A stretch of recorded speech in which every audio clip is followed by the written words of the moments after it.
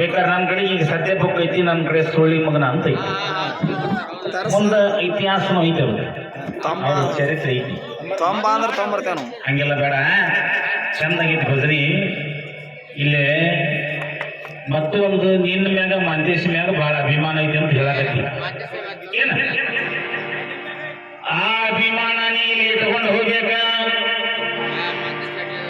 ಏನಾರ ಹಾಡಿ ಆ ಅಭಿಮಾನ ಕಳ್ಕೊಂಡು ಹೋಗ. ಬಾಳ ವರ್ಷ ಕೈತು ನನ್ನ ಮಾಸ್ತರ.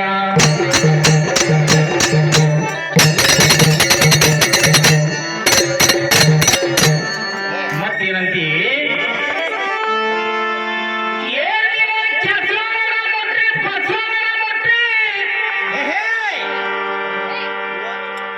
ನೋಡು, ನಿನಗ ಅದಕ್ಕೆ ವಾದ ಮಾಡಕ್ ಬರಲಿಲ್ಲ. ಏನಂತ ಮಾಡ್ಬೇಕಾಗಿತ್ತು ಗೊತ್ತೈತೆ?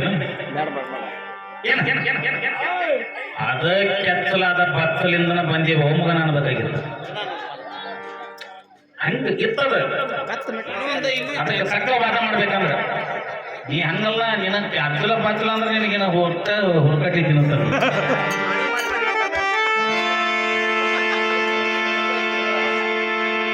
ಅದ್ರ ಏನಂದಿ ನಿಮ್ಮ ಮಾಲ ನಿಮ್ಮ ಮಾತೈತಿ.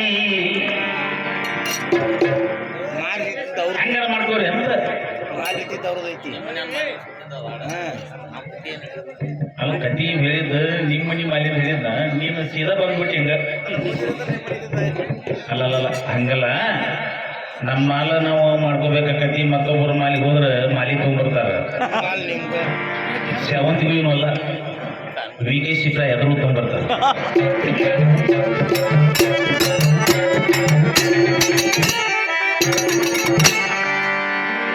ನೀನೇ ನನ್ನ ಗಂಡ ಅಂತ ನೀ ಮಾಡಿದೆ, ಇದು ಹಾಡು ಹೇಳ್ಬೇಕ್ರಿ ಅಂತ ಹೇಳ್ತಾರೆ ಸರ್. ಹಾಡಾಕತ್ತಾನಿ ಬೇಡ. ಯಾ ಹೆಣ್ಣು ಹೆಚ್ಚು ಗಂಡು ಹೆಚ್ಚು ಅವು ಎರಡು ಹೆಚ್ಚಲ್ಲ ಅಲ್ಲವು. ನಿಮ್ಮ ಮನೆ ಹನುಮಾನ್ ಕೊಡಾಕದು ನೋಡಿ, ನಾ ಹೆಣ್ಣು ಹೆಚ್ಚು ಗಂಡು ಹೆಚ್ಚು ಹಾಡಕ್ ಹೋಗಿ ಆಕೆ ಒಬ್ಬಿಗೆ ಗರ್ಭಿಣಿ ಇರ್ಲಪ್ಪ ಆಕೆ ಹಡಗಿಡ್ದಾಳ ಅಂತ ನನಗೆ ಹೊಟ್ಟೆ ಬಂದ್ವಿ. ಇವನು ಕೊಡಾಕಿದ್ದ ಬಂದಲಕ್ಕೆ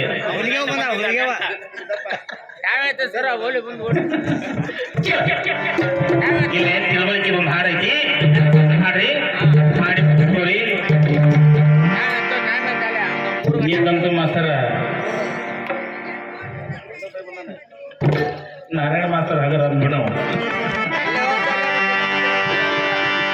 ಎತ್ತ ತಾಯಿ ತಂದಿ ನೀನು ದುಡಿಯಾಕ ಕಚ್ಚಿದಿ,